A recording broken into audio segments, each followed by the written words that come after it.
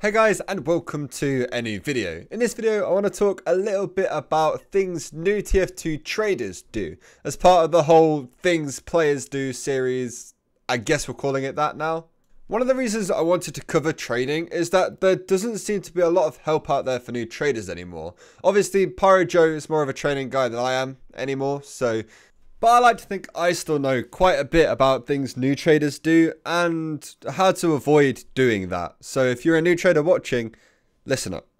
The first thing on this list, jumping straight into it, is new TF2 traders ask for ridiculous trades sometimes. Sometimes it includes maybe asking for free items off somebody who has a slightly larger backpack to help them start trading, which I get why you might think that's okay, but it's really not, and it's just really annoying for the person who has the large backpack and has worked for all of those items that you're now asking for them for free.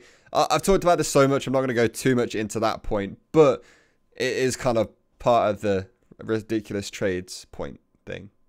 Another example of a ridiculous trade could be trying to ask for a key for like their 3 weapons or something, which also isn't really their fault. They don't know the values of anything. So if you see a new player kind of doing this and not really understanding the values of stuff and it's very obvious that they're new, I'd try and point them in the direction of backpack.tf or a few training videos maybe, so they can learn to how to get started and where to actually start from and how to do it properly without begging people for free stuff or trying to oversell their weapons for a key each or something stupid. Not gonna lie, when I first started trading, I did try and sell a brass beast for a key. I think it was an eerie crate key.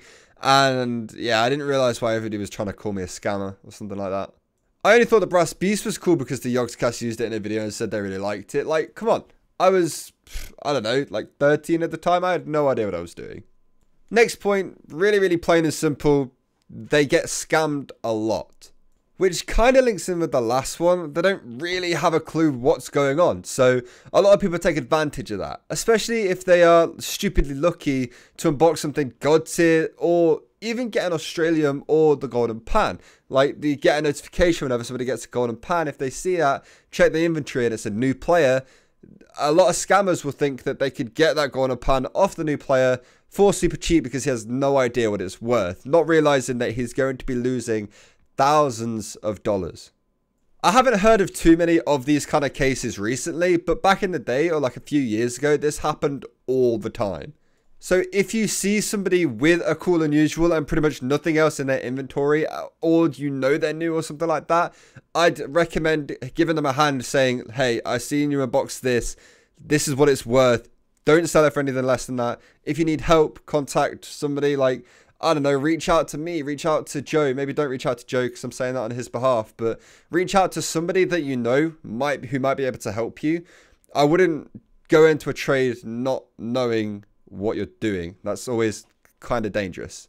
Especially if it's a golden pan, because that thing is ridiculously expensive. I definitely reach out to somebody, even if it's just a friend who might know a little bit more than you do, or might know who to contact at that point. Definitely reach out to somebody if you have something that you think might be worth quite a bit or you don't know the value of. Another thing to do is just make mistakes, which everybody does. So it's not really exclusive to new players, but they make a few more mistakes than everybody else does.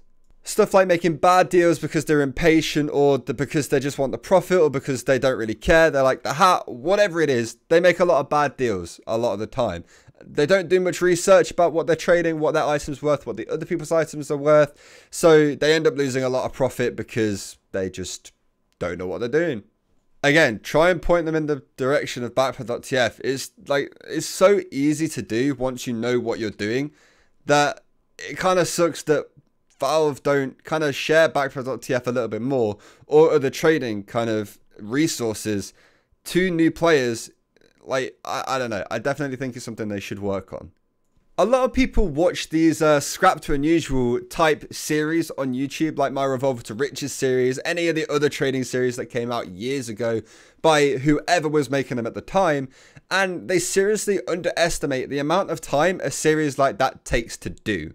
The YouTube series that you see and the YouTube clips that you actually get to watch are literally only the trades, not all of the time spent in between trying to get that trade.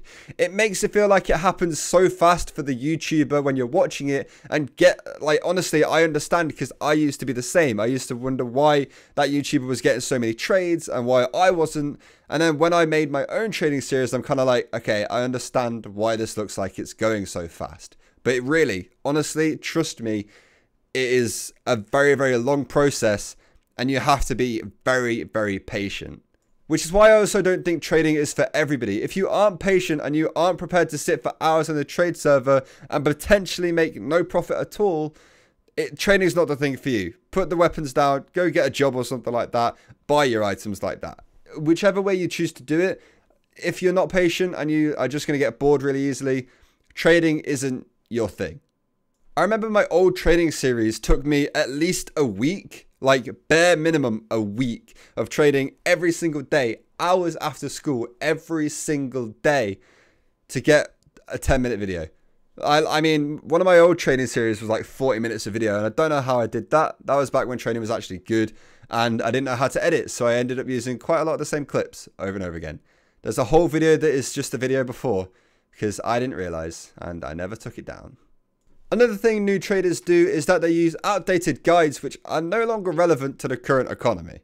Kind of looks like nobody's watching my trading content anymore, because I did a lot of things that you probably can't do anymore. I haven't tried it. I don't really know what I used to do.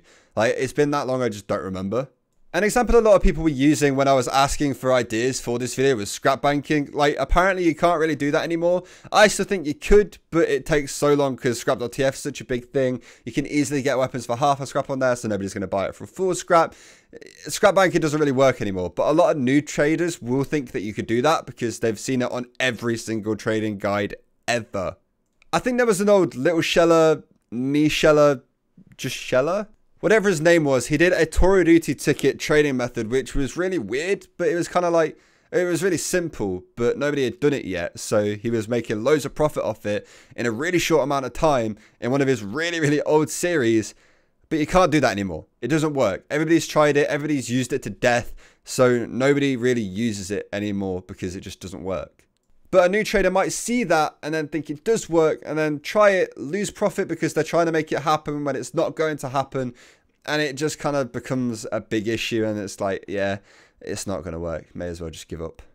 And I think the final point I'm going to make in this video is that new traders get confused by weapon/hat add-ons.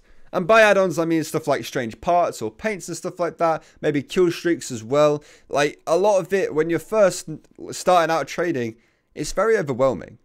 I personally have never ever paid extra for paints, strange parts. I've paid extra for kill streaks, but not anything else. Okay, maybe I've paid a key for like black or white paint on a Bill's hat at some point. I don't remember exactly that, but I don't pay for paints normally. I don't pay for strange parts normally. And that has been something I've used forever, basically. You can technically charge 50% of the paint's price if it's like a green, a pink, a black, a white, a team spirit type of color, something like that, the more expensive paints on a hat. Most people probably won't pay the 50% paint price, but maybe you'll find somebody looking for a painted version of that hat who would pay, or somebody who agrees that you should do that and they do it themselves, so they pay you the paint. I don't know. There'll be people that do it. And with strange parts, I've never really charged people for them unless they're like the part's worth a couple of keys, in which case then yeah, I'd like to get some value from that. I don't think I've ever really paid a bunch extra for a strange weapon because it has a specific part on it. That's not saying you shouldn't ever do that. If a weapon has a part on it that you really want, then sure, pay a little bit extra to get it. Make sure it's yours from the person who's selling it, because that's probably going to be the only way you're going to get it. But I normally don't charge for them. So, you know, I never really add anything extra for mine. And I never really pay extra for them either. But it really depends on the person. So it's something you need to be careful of. So anyway, that is going to do it for the video, guys. I hope you did enjoy it. If you did, make sure you leave it a like. And maybe while you're down there, if you could hit subscribe for me as well. I'm trying to hit 54k by the end of the week. And we just need like 120 more subscribers or something like that to do it. So I reckon we could hit it fairly soon. We're trying to hit 75k by the end of the year, I think was the goal I set myself. So any contribution towards that would be amazing. I just want to say thank you again for all of the recent support on the channel. It's amazing. It motivates me to make more videos. So hopefully there's going to be a lot more awesome content coming to the channel soon. One of my videos flopped, so I'm working on other things and you'll see that soon. Anyway, thank you all so much for watching the video. If you did get this far, a massive thank you to you guys. And yeah, that's basically going to do it for now.